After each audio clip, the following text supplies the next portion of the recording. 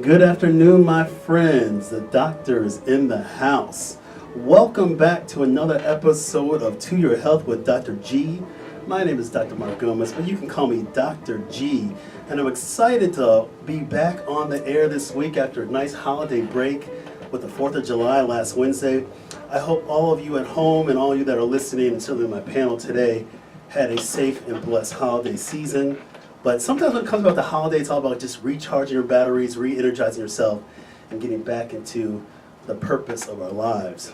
So today, we're going to be talking about spirituality in healthcare, and I'm really excited to talk about this topic today, a topic that's very personal to me, that has a lot of meaning on kind of my chapter and how I've got to where I've gotten to it in life, and I'll tell you guys more about it and some of my adventures in a little bit.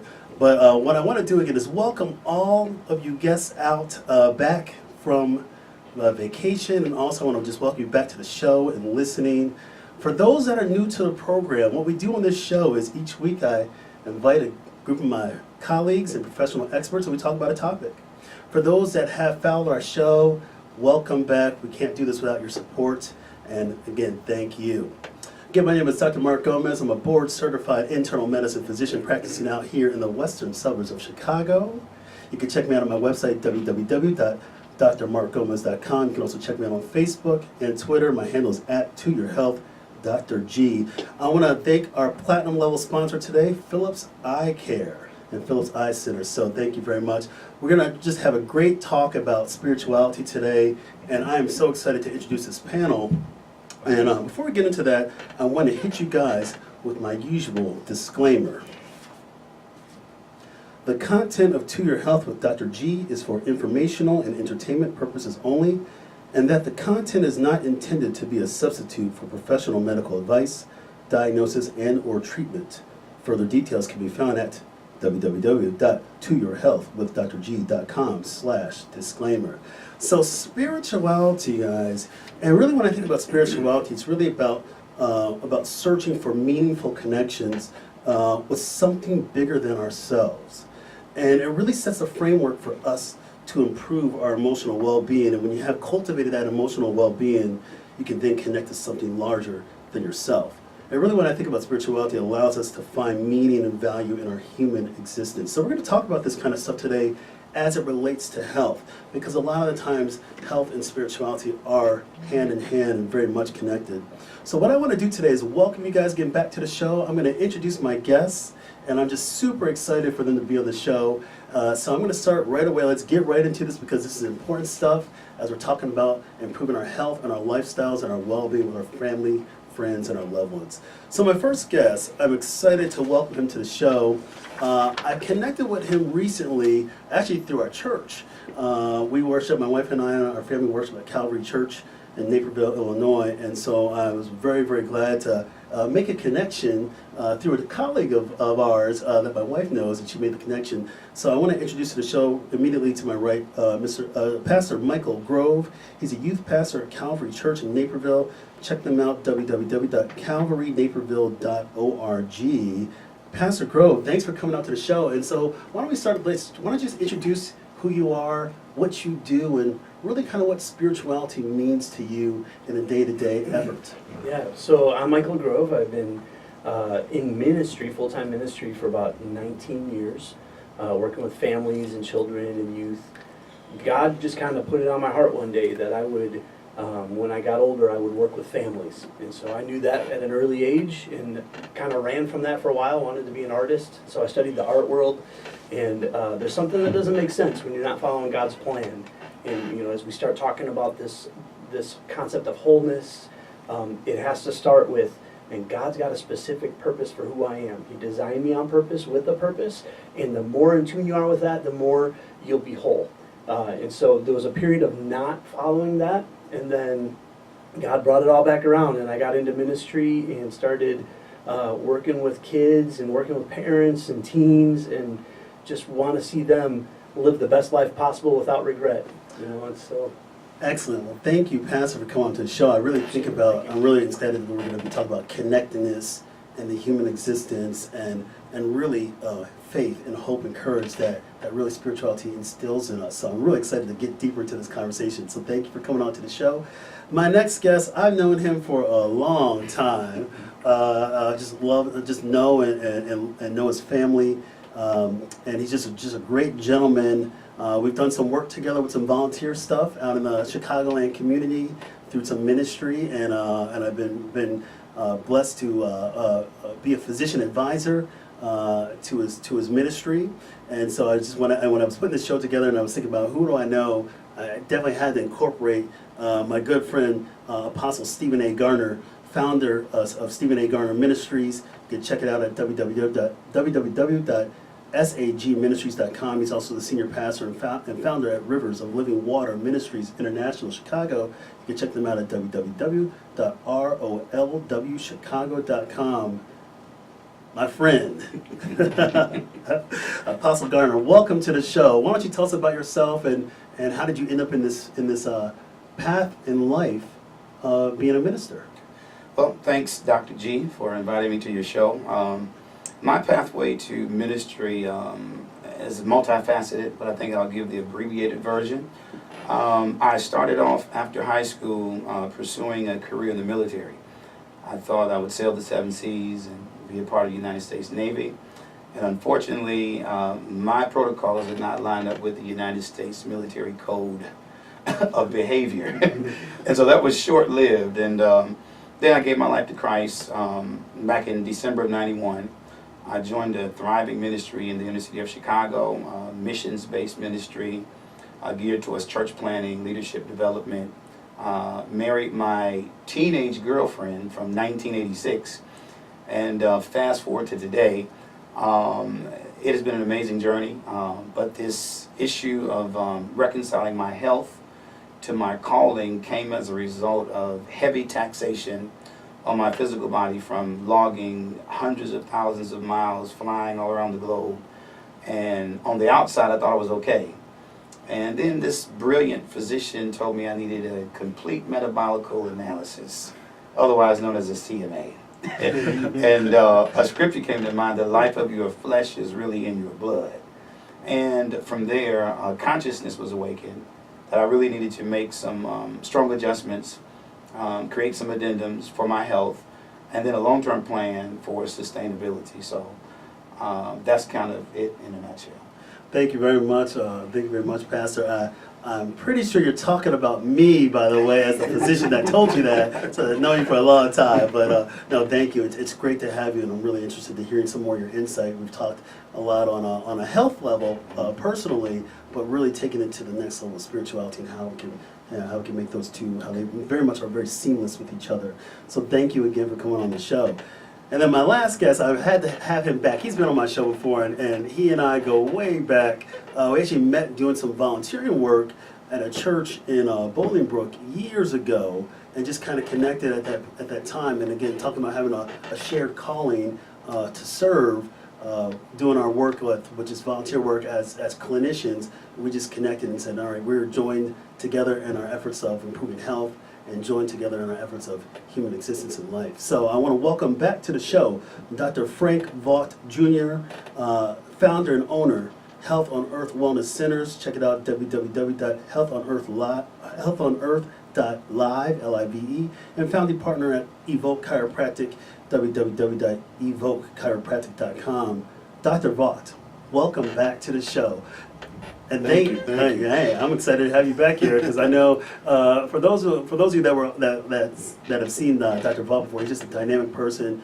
He's lived like 1,000 lives in really just only a couple decades, but he's got just amazing stories of where he's come from and what he's done in life and many accomplishments and wearing many hats, and then certainly answering the question today about spirituality and healthcare.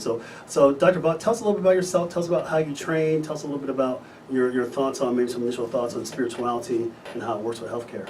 Well, yeah, just keeping it in a nutshell, I excited to be here, glad to be back. But spirituality was a big staple in my household. My mother was diagnosed with multiple sclerosis when I was 5 years old.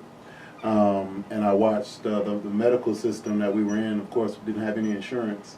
So we got a lot of the the runarounds and the generics and the things, and I watched her health dwindle away with nothing helping. And I know that her prayer life was one of the things that I saw that was different than a lot of the other patients that I was around. And she did have a thriving spirit, and it enabled her body to thrive in that capacity. And one of the things, I am a chiropractic physician, and one of the things I was excited about being a chiropractor is that we literally get to lay hands on people, and that's how they heal. And they say when Jesus healed, he healed with compassion. And one of the things I love to do is to work with my patients on that level, but I teach them that God heals the body. So then I don't even have to do anything. I just let innate work the way it does and watch miracles happen right in front of me. So it's a labor of love. It's truly exciting what I get to do and what I get to see. And spirituality is a big part of that. Thank you very much, Dr. Barr, for coming on the show. You know, it's interesting. I think about my path from things that I've done in life, and coming from I was a kid growing up in the north suburbs of Chicago, and making it to medical school, and then going here into my practice, and kind of you're going from point A to point B. It's never necessarily a straight line, and the experiences that we've had in life are things that we can apply in our present time. And we always talk about living in the moment, and I think when you talk about things about spirituality, you can really live in that moment. It teaches you to see things in that moment, in this present time, this connectedness, and the faith and courage that we have for all. So what I want to do is I want to ask the question, and really what we like to do in medicine, we always like to say when somebody comes in to see me in the clinical setting, we call that the chief complaint. And then obviously when we're done doing our examination, hearing people's stories, we call that the assessment and plan. So we start each show out with the chief complaint, aka the question of the hour. And the question is really, how do we best incorporate spirituality in our collective physical, emotional, and mental well-being? I'd even add social well-being as well to that too.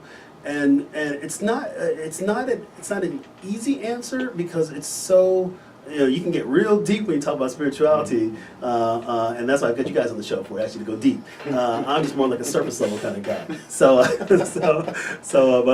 But it's something that's important to all of us, because when I think about it, from when I see patients in the hospital, patients that are near the end of life, I mean, that is really when you see family, and you see this transcending component to life. You really see us having that calm, and hopefully you're surrounded by the people that you've loved and you live with to help you make that transition to the next life, to transcend. And so I think when I think about spirituality from my thing, yeah, it may overlap with a lot of our faith, a lot of our religion, but it's really about just you can make it so personal, your relationship with God can be very personal. So I really talk about how do we make spirituality work and everything, and again, of course, our health. When you're faced with health challenges, one of the first things we do is we pray. So I want to ask this question to Pastor Grove. I'll ask him the first question. I want to just say, kind of describe a typical work day in general for you, being a minister. What's kind of a typical day like in that? Just to kind of set your tone on what you're doing. Yeah, I just sit around and play games. Oh, wow. I want that job. That's what a lot of people think. Well, you are a youth minister, so right. You got to interact with the kids and everything. So you get to bring another flavor to it. Probably the adult ministry is probably a lot more dull, but you get to be so creative. Right.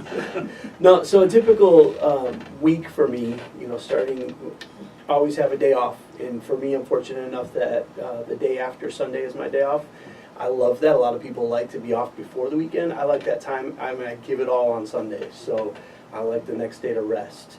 But then, a typical day throughout the week would be always meetings. I usually go 3 or 4 meetings a day, just trying to organize things or work with other teams to get projects together. Do a lot of writing and reading. Work with a group of people that write curriculum and design different things for kids to be part of and students to be part of, and even parents. So it's a lot of planning and writing, and then we're in a season right now where summer is a lot of physical work. So we do a summer camp that's actually coming up starting on Monday. And for the last several weeks, we've been building sets and designing games and putting things together throughout our building. So it can be very physical at times, or it could be very just relaxed, study, reflect, and rest.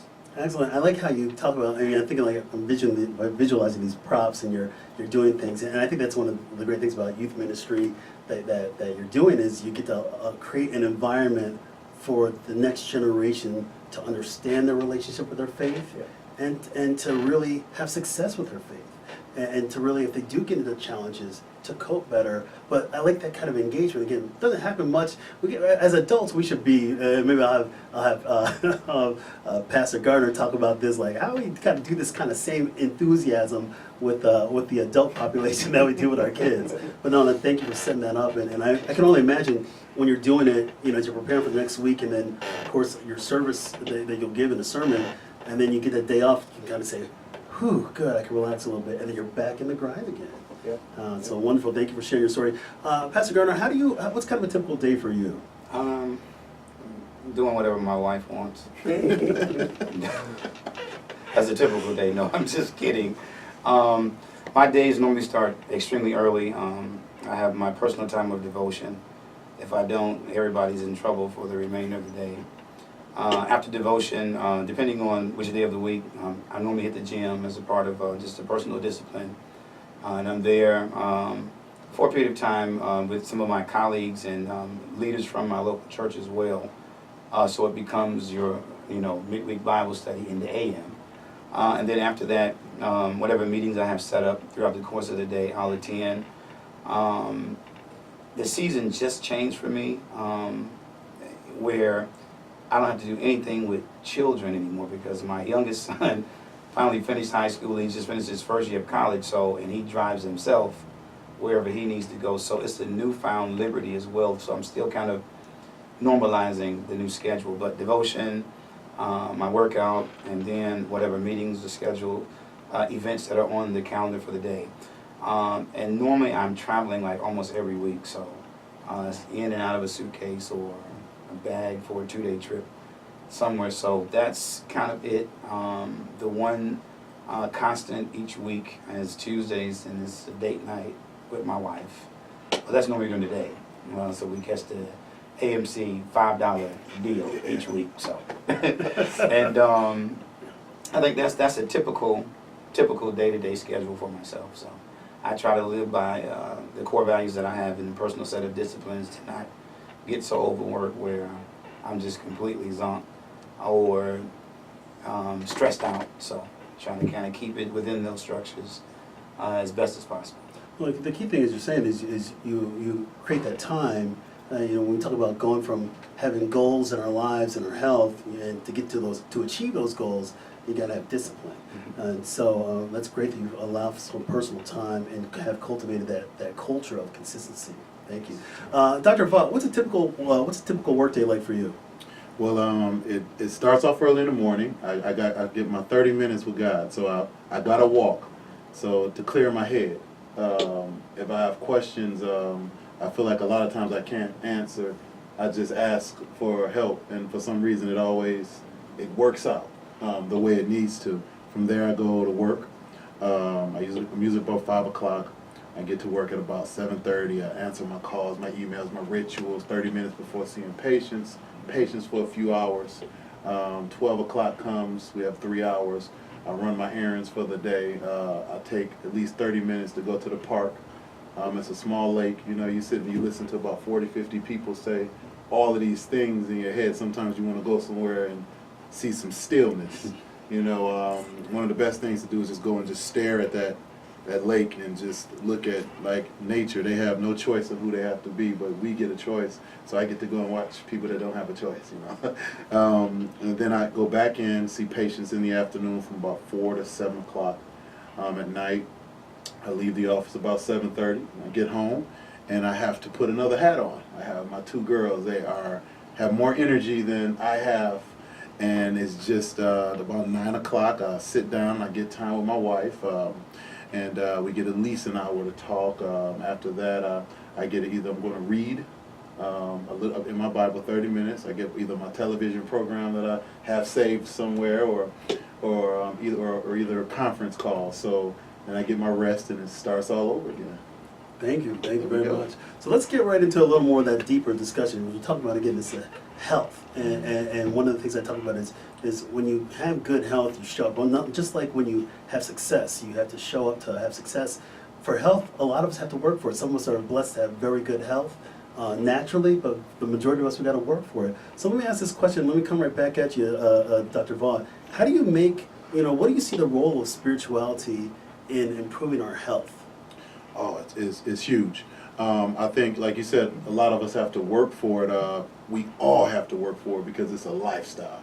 Health has nothing to do with a pill or nothing to do with an exercise program or any one thing that you do. It's this multifocal thing called lifestyle. And I'd say the two biggest points that are free, totally free. PMA, positive mental attitude. So many studies talking about how people that have cancer, that keep that attitude positive, I mean, as far as their focus and their mind, you'd be surprised at the messages that you just communicating in yourself and your belief in, your design and knowing who your creator is, how you can fight diseases and sickness.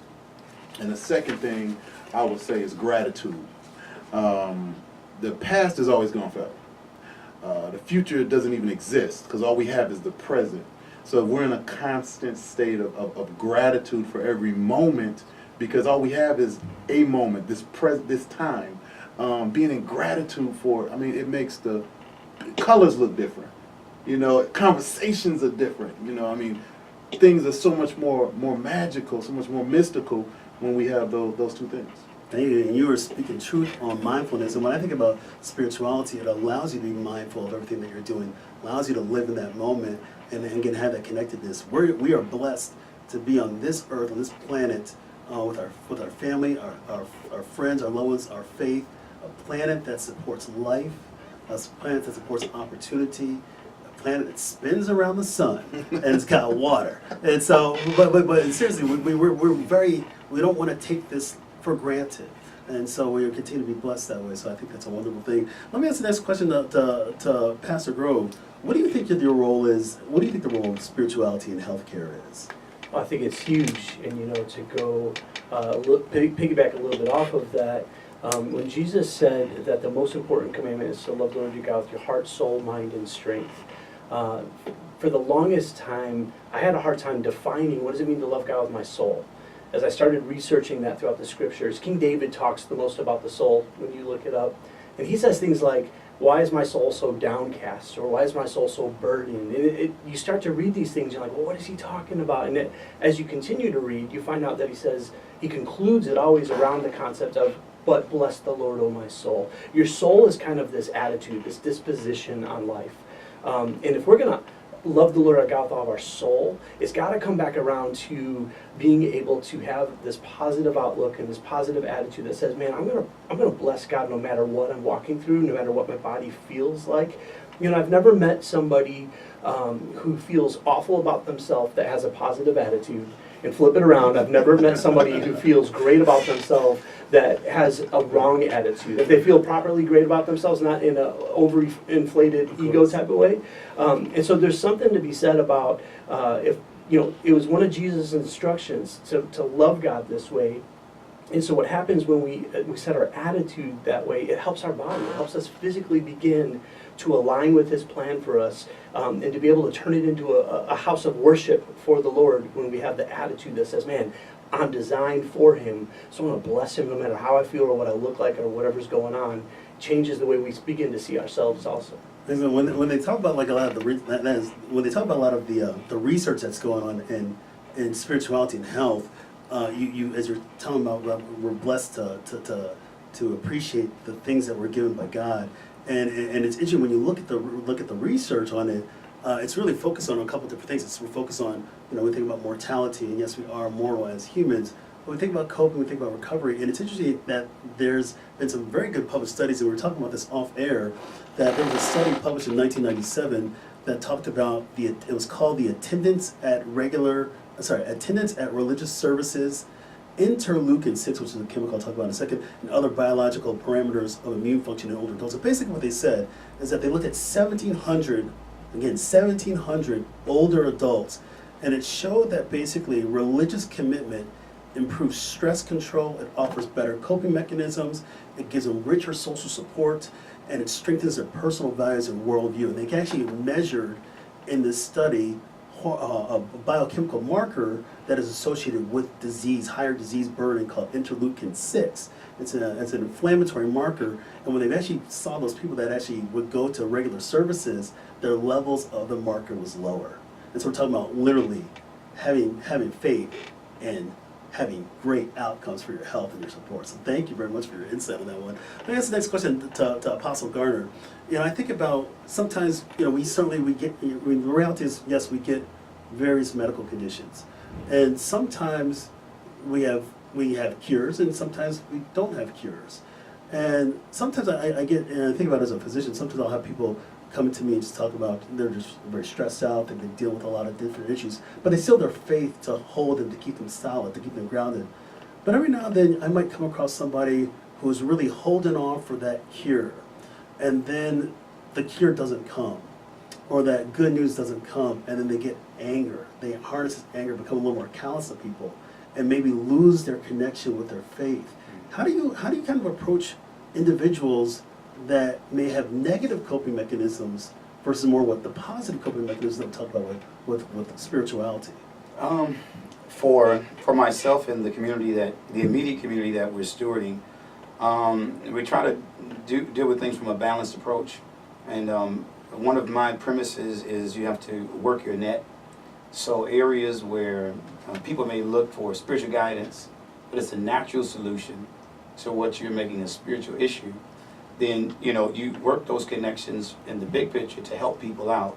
But it boils down to balance from my perspective, and I realize that everything I can't just simply leave up to God, though my faith is in Him, but He gives knowledge to men, and men can't. Like, for instance, with my situation on a personal level, I thought I was in good health. Everything was okay to me. I knew I was stressed out a little bit, but I didn't know the extremity of it. And once I got some insight from a professional, I was able to integrate that into my faith to say, hey, here are the practical things I can do while I'm believing God for total restoration of health. I need to deploy these measures now because this guy's a professional, and the insight he has, he must have gotten it from God the Creator, because He knows my body. No one else knows me in and out. And so I share that approach with a broader audience, that there are things that God will entrust to people: wisdom, knowledge, answers to your ills, maybe changing your diet, start eating avocados instead of apples every day, because I don't believe an apple a day will keep the doctor away. That's a lie. So, I'm going to have you come in and see me every 3 months. That's what I tell people. Apple will help you not stay on course with your fallible. And so that balanced approach where you don't just turn off your capacity to think. You don't rule out reasoning because it doesn't align with what you're believing God for. You still have to use your brain. It is a part of life. If you didn't need it, God wouldn't have given you one. And if it's been turned off, then you read Dr. Caroline Leaf's book on how to turn your brain back on. So that's my approach. Dr. Vaughn, when you see patients in your practice, or even just on your perspective in life, people will get something and say the question, why is this happening to me now? Or why me? If I have a terminal illness, how will my family survive? Will I be missed? Will I be remembered? How do you kind of reconcile that? How do you kind of help people go through those kind of, the reality of it all? Well, as the professional, as a physician, I try to, like you say, chief complaint. I do the diagnosis. I follow up with the specialist if needed to serve the need. But I always look for it as the opportunity. What's going to come through with every breakdown? There's a breakthrough, and I talk about the power and when this learning experience actually begins to unfold, what their future generations are going to be able to uphold, or who they're going to be able to share their story with, or why it's happening, and how there's a reason. And inside of them deep, they know that reason, and there's going to be a blessing for so many people. But I say the biggest thing is you have to have, back to the gratitude. You got to find a way to be grateful for this pain. I recently, a few weeks ago, about 4 weeks ago, I had a head-on collision on my motorcycle. And a drunk lady turned and hit me head-on. And I was so angry. I remember seconds before the collision, just seconds, I was like, man, I gotta get home to my daughters. And they expected me. And I was so angry. And when I got to court, I looked at the lady, and 70-year-old lady, and I looked down at her, and I couldn't see anything but love. I had my life, I still have my health, I still see my daughters, and I have a story to share with somebody about this, about being able to be here still, and it's amazing. And I have so much more appreciation and gratitude just for living right now. There's something powerful and good that can come out of every situation, and when you begin to see that your cells literally will respond to your body responds to that positiveness, and that negativeness is toxic. I mean, it literally produces endorphins in your system that make you sick. So it's the aspect of looking at where is the blessing and how can I use this as something that I can serve someone else and so many more people, because Jesus died on the cross, and look at where we're at. You know, it's interesting that you say, you know, you can turn a challenge situation into a positive. And I mean, you had to basically say, I love you, I forgive you to that person that was basically a drunk driver, as you said. And you could have been seriously injured, and you were very blessed. But, you know, you have such a, and this is why I wanted you to come on the show, because you're just a man of true character and a man of true faith, and that you can look past some of those negative moments, those challenges, and say, I can still forgive you, I can still love you as a person, because that's what your faith teaches you. And I think that's an interesting thing as we talk about how do we find, when we are suffering, how do we still complete our life's work? You know, how do we still find meaning in it? And I want to give a quote that I thought was a very interesting quote from a psychiatrist who spent time in Nazi Germany. And his name was Dr. Viktor Frankl. He experienced a Nazi Germany concentration camp, and he said, quote, "Man is not destroyed by suffering. He is destroyed by suffering without meaning." And so I'm going to ask Pastor Grove, when you think about like life's purpose, and yes, we know, you know, God takes away the pain, as we know, Jesus died on the cross. How do you relay that message to people that are going through challenges? You know, we're trying to be compassionate as individuals and help them. How do you relay that message to them? Yeah, and you know, sometimes I think people just don't want to hear that message. So it takes a little bit of work to be able to encourage them and remind them, A, God is still in control, B, He has a plan for you. You know, I appreciate Dr. Frank, what he was saying. You know, one of the things that we try to live as a family, one of our 4 values, one of them says, others go first. And we always got to remember, every moment of our life isn't just about us. Sometimes it's about other people too. And through our faith, through our positive attitude when we walk through things, we have no idea what God is doing in the hearts and in the lives of the people around us as we walk through something and trust Him. And sometimes that's the biggest piece of work that God wants to do in and through us. We have all these plans and all these ideas of this is what my life's about and this is what I'm going to accomplish. And God's saying, no, wait, there's somebody right beside you right now that I'm trying to accomplish something in their life. You just be part of that. In walking through health concern, even walking through the valley of the shadow of death, knowing that God is there with me is an encouragement and can save the life of somebody next to me as they watch and witness my faith or the faith of the people around me. And so I really try to encourage people to remember God is still in control. He's got a reason that He's allowing you to still. I don't think God causes these things. I think sometimes we don't get healed from them right away because God is allowing something to happen around us. We see that when we look at the story of Lazarus. When he died and Jesus brought him back to life, Mary and Martha had sent for him and said, hey, bring Jesus back. Well, the messenger comes back without Jesus and says he's not coming yet. And then when Jesus finally shows up, they're like, if you had just come back, he would still be alive. And Jesus walks up to the tomb and he prays out loud. He even says this. He says, God, I'm praying this out loud so that people can hear me and they can see your power. That's sometimes what it's about. If we walk through things and God is in the middle of it saying, in a minute here, everybody around you is going to understand who I am if you just have the faith, if you stay positive that I'm going to do something and then give me the glory when it happens. If we could just encourage people, man, God's doing something, just be waiting and watching for it and see what he does.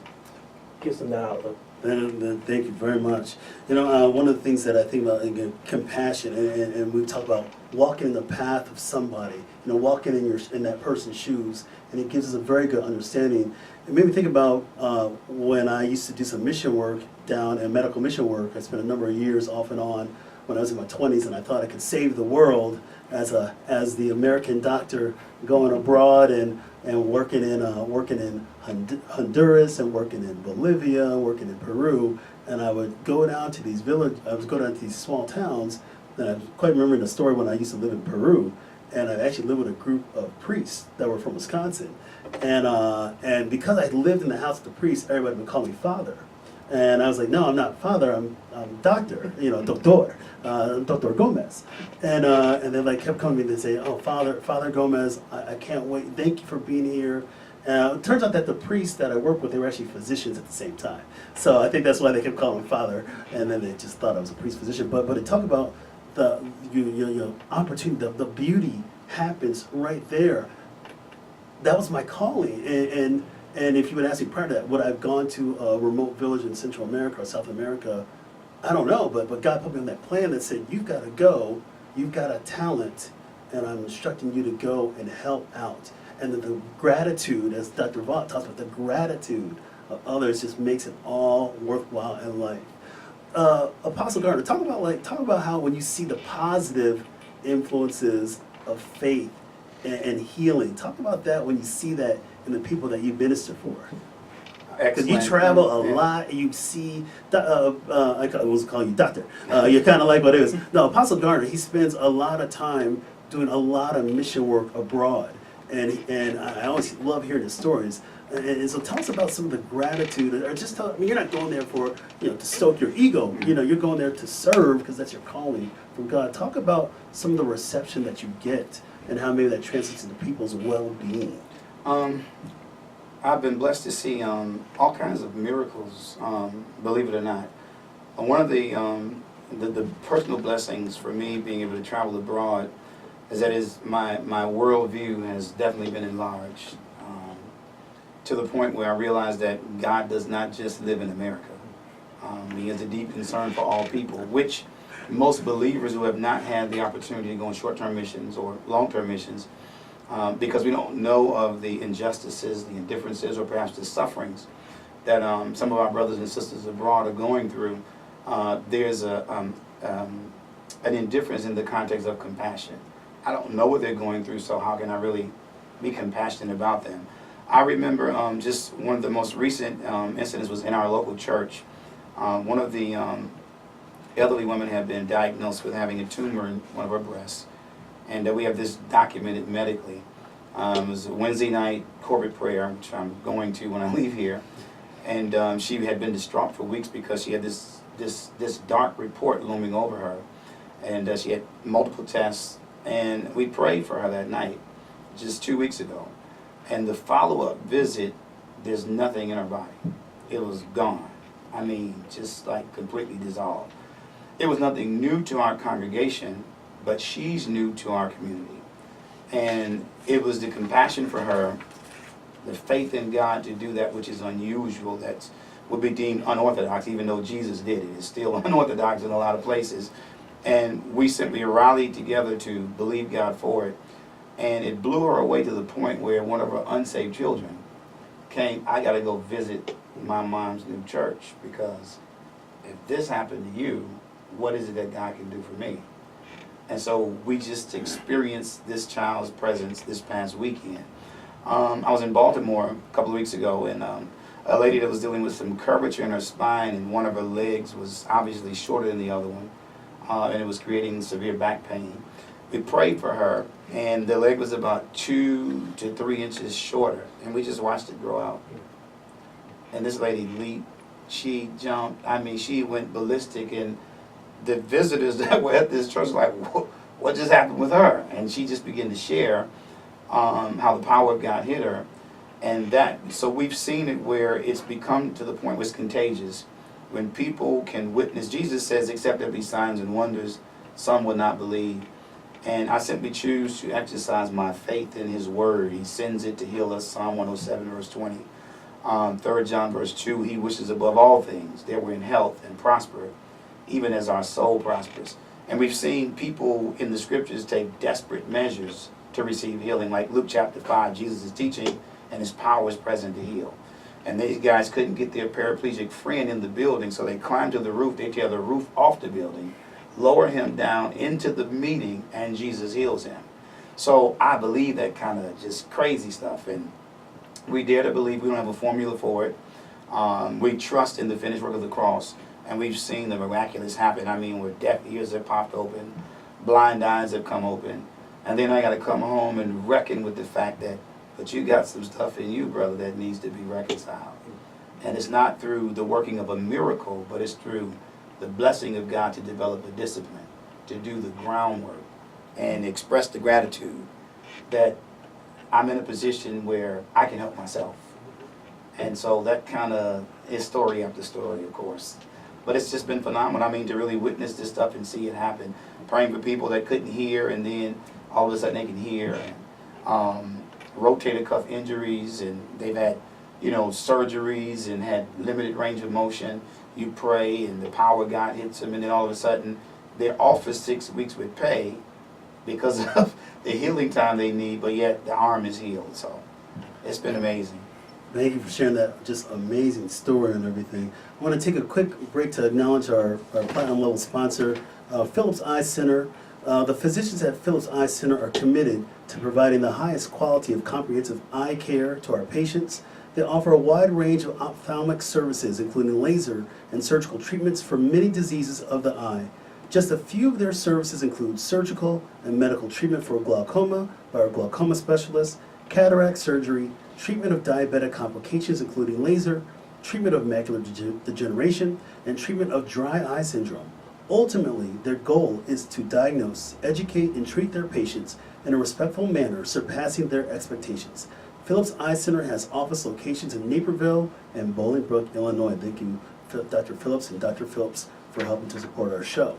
So you left off telling just the power of miracles that are around us, and I've got plenty of stories as a physician on what I've seen when people have been challenged with terminal diagnoses, and a physician gives them a certain amount of time to live, and they far surpass that. I mean, miracles happen every day in health, and we certainly feel, as a physician, I feel that I've been chosen to go down this pathway to spread the message of caring and healing, and you still see amazing outcomes. And it's interesting when we talk about people and when they have their faith, there's no doubt that people that have regular spiritual practices tend to live longer. That was published by Strawbridge et al. in 1997. So we know that those opportunities are there. And so let me ask this question to Dr. Vaught. How do you, when I think about the role of, because you are a clinician, and it's great to have this kind of a dynamic panel. We have ministers, and then certainly you and I as clinicians. What is the role of the clinician? Do you ever, and I'm not trying to create any kind of controversy, but do you ever have a challenge, like maybe you overstep your faith? Say you got somebody in your practice new to you. Do you ever come off do you ever come off maybe too much on your faith in their care and what they're going to do for them, because a lot of times patients come in and they're vulnerable. That's a reality. They're dealing with health conditions. There's a vulnerability to that, and you as a clinician are in a position of authority. That's kind of what it is. They're coming to seek you for advice. How do you not overstep your bounds with your faith and interjecting maybe your faith to that person? That's a great question, Doc. I think that oftentimes some people are with their faith, they use their lips too much instead of their actions. I think that if people saw us as Christians through our actions more, then we would have so many more so many more people saved than what they are. So what I do is, as far as when I'm expressing spirituality in my clinic, I do it through who I am, through my actions, through my communication, through my care, through my table side, and even through the things, the environment of the office. Every week in the office, we have scriptures up on the mirrors, and there's a different one. There's little blocks, and there's cubes, and there's quotes kind of all around the office, because they're power in words, and just with the way that I communicate with my patients on how to react to conditions, on how to respond to certain news, or even the steps that they take daily on decisions and things, as far as the advice that they come to me with questions, and the advice that I give them. I do it in a manner that was taught to me through what I was taught as being a Christian, and I respect people's opinions, and I respect how they live their life, but at the same time, I let them see, as far as the product or the productivity of how I live mine and the people around me. So as far as being too pushy, I don't think it's more of being a pusher. I think it's more of an attractiveness. I think it's hard to push people away with honey. I think it's a whole lot. It's kind of hard. I mean, when you're coming with something that the patient needs, it actually can melt that wax, that coldness, and you'll see a whole different person. One of the things that we say in our office is we're the Disney World of chiropractic. I said, if there's a box outside of our office, it's this imaginary box, and any attitude that you had, anything bad that happened, I want you to go drop it in the box outside, and after work you can go pick it up, and you can take it home with you. And it's the same for our patients that come in with these attitudes. So everybody in my office happy. If you come in there and you're not smiling, when you leave out you will. So it's an environment that we create. It's a space that we can have, and I think it's just it's being.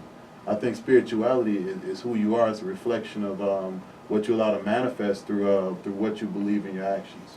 I think when I see patients, and this actually has been studied. There's a poll that was published in 1996 in USA Today, and the question to the poll was, do patients want physicians to address their spirituality? And of course, the overwhelming response was 65% said yes, but only 10% actually had experienced it. And it's interesting, actions do speak louder than words, and as we try to follow the path of Christ, certainly me as a Christian, the action is much more powerful than the word. And when you look at even different faiths, it's action. Pastor Grove, care to elaborate on the action of things that binds us, that connects us, more so than just a lot of lip service? Yeah, absolutely. A little bit going back to the realization that my life is about other people more than it is about myself. And the only time I forget to do something that's going to bless somebody is when I'm too focused on myself. But if I'm trying to get a blessing for myself, trying to get something done for me, I lose sight of everybody around me. The moment I say, my life isn't about me, and that's the heart of Christ. He came, he said, I didn't come to be served, but to serve. That's what he desires for us. If we call ourselves followers of Christ, the same attitude.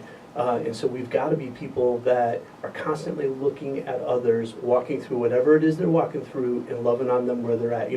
Anytime you see somebody who gives you attitude or is frustrated, it should be an automatic sign to us that, hey, they're going through something today. But what's our natural response? Our natural response is, oh, I'll show them, right? And so we lose sight of this opportunity that God just gave us. We didn't have to ask if they're walking through something. We know they're walking through something. And so that was an obvious open sign for us to be able to say, man, this person needs somebody to love them today, and I just happen to be here, so I'm going to love them. If we could think that way, no matter where we're at, no matter what we're walking through, the actions will speak, because we won't be caught up in ourselves too much. I think about on the flip side, as you kind of just saying, it's a lot of times we have to demonstrate the action, but sometimes we might see somebody that's going through something, and we choose to take 2 steps back and ignore. And how do we get that engagement? Because sometimes we feel like we're not getting that engagement. Help thy neighbor, the kind of thing. How do we do that?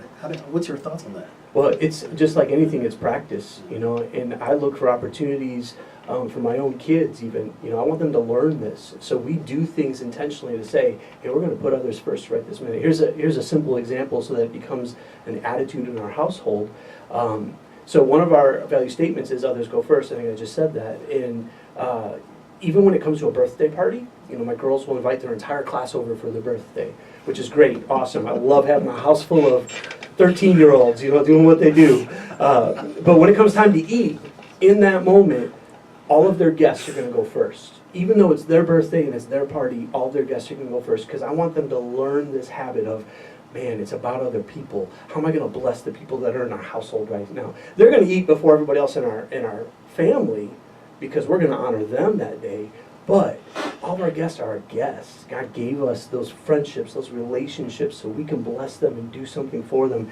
And so it just takes people saying, man, I want to be able to stop and practice this. And so looking for that one opportunity every day, if that's where you start, then start simple and say, man, today I'm going to look for one person that I know needs to be blessed. And it might just be a hug or an encouraging word. It might be buying them lunch. It might be stopping at the side of the road and fixing a tire. It could be, and God's going to give you bigger and bigger and bigger pieces as you're more aware of it and you're able to speak right into the heart and lives of somebody. There was a lady got baptized 2 Sundays ago. And I remember she started serving in our ministry actually, and just going through some major things. And just by being aware of where she was at, and our team loved on her and cared for her. After she got out of the baptismal tank, she came up, and it was funny because I was wearing a suit and everything, and she comes up and gives me a big hug, soaking wet, like in the back hallway. I'm like, hey, what's up? I need a towel right now. But she began to say, and these are exact quotes, she said, you guys don't realize you saved my life.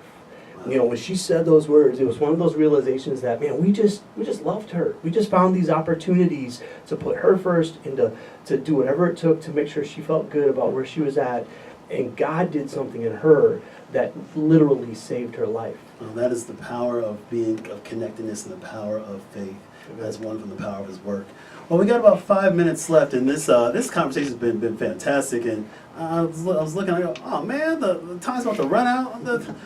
We got to keep this going somehow. But no, I'm very, very grateful for our guests today and for them being on the show and just have some discussion which can go on for a long time. And these are very relatable topics that we're talking about. I mean, the theme today: people, connections, faith.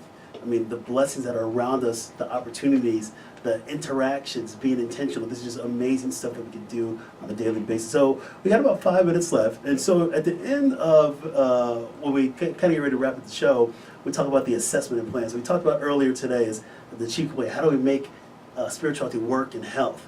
Whether, through your mind, body, soul, physical actions, real actions. So when we kind of wrap it up, we kind of say the assessment and plan, and so we kind of bring it on home. So what I want to do is I want to start with Dr. Vaught and say, give me a couple takeaway points, or give our listeners a couple takeaway points when it comes to spirituality and health. When it comes to spirituality and health, one of the things that we have to remember, and I think so many of these things are said, the biggest thing is being a servant. Putting people before yourself, making sure that when you're doing things, that you're doing them in a capacity where it's not about you, and that's that mindset, just like Pastor was just saying. Gratitude is going to be one of the biggest things, I believe, being thankful for anything that comes up at that moment in time, and how you're gonna, knowing how you can utilize it as a tool for future development, to serve other people, or even for giving for your loved ones.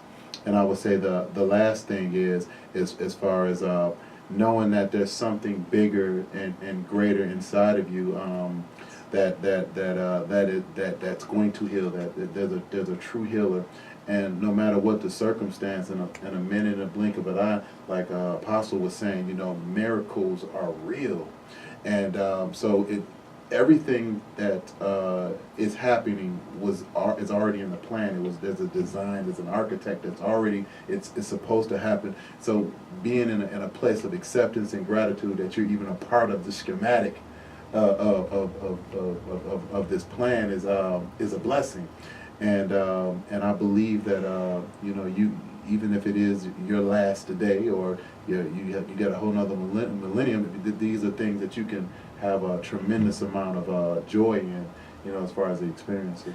Thank you, Dr. Vaught. Apostle Garner, final thoughts on spirituality and health and really making it work? Just 4 pillars for just believers in general, and non-believers who want to partake of covenant benefits that we have, which one, of course, is healing. But I would recommend meditation. There are promises that are congruent with any situation believers can go through. Find them, meditate on them, take time to confess them, take time to pray, where you pour out your complaints, your fears, any apprehensions and concerns, because God knows how to manage that stuff a whole lot better than we do. And then finally, Jesus says something very powerful about if a person sins against you 70 times 7 in one day, forgive them. I think that forgiveness is a major catalyst for health, healthy forecast in the context of a person's walk with Christ, because it's difficult to practice unforgiveness and be compliant with what God has ordained. And then it's difficult to practice unforgiveness and also be aligned with a healthy future outcome for your own personal life, and then those that will come into your sphere. So those 4 things: meditation, confession, prayer, and practicing forgiveness. Thank you, Apostle Garner. Pastor Grove, final thoughts? I would definitely just recommend everybody stop and take a moment to rest. God created rhythm. He created this Sabbath concept of our bodies weren't created to just keep going and going and going, and that's when we find ourselves getting sick and worn down. God wants us to rest, so find a place to rest, and in that rest, also find a way to turn things into worship and to be able to honor God. As you do that, He begins to heal and speak over your body and give you things that you need from Him that only He could provide if you stop and worship and honor Him. Excellent. And my final thoughts are really this: health can be scary sometimes, but knowing that God has your back. Know that that a lot of times we can turn a negative into a positive. Spirituality leads to amazing positive coping. It allows you to draw strength and comfort from our religious beliefs. And so I challenge anybody that's having some doubts in their life, find support from a spiritual community. Find support from a religious community. You will have people that are in there with you and that are on the same pathway of spiritual and life well-being. So what I want to do is thank my guests again today. We have Dr. Frank Vaught Jr., founder and owner, Health on Earth Wellness Centers, and founding partner at Evoke Chiropractic. We've got Apostle Stephen A. Garner, founder of Stephen A. Garner Ministries and senior pastor and founder of Rivers of Living Water Ministries International, Chicago, and Pastor Michael Grove, youth pastor at Calvary Church in Naperville. My name is Dr. Gomez. Call me Dr. G again. And next week, we're going to be talking about defeating diabetes. I want to thank my platinum sponsor, Phillips Eye Center. I also want to thank all the listeners out there for tuning in to Your Health with Dr. G. We'll see you next time. Peace out.